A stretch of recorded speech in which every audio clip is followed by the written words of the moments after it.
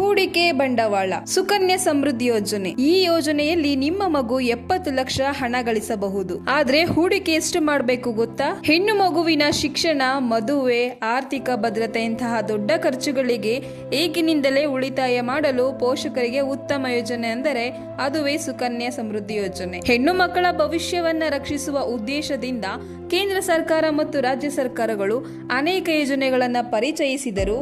ಕೇಂದ್ರ ಸರ್ಕಾರ ಪರಿಚಯಿಸಿದ ವಿಶೇಷ ಸಣ್ಣ ಉಳಿತಾಯ ಯೋಜನೆ ಸುಕನ್ಯಾ ಸಮೃದ್ಧಿ ಯೋಜನೆ ಹೆಣ್ಣು ಮಕ್ಕಳಿಗೆ ವಿಶೇಷವಾಗಿ ಲಾಭದಾಯಕವಾಗಿದೆ.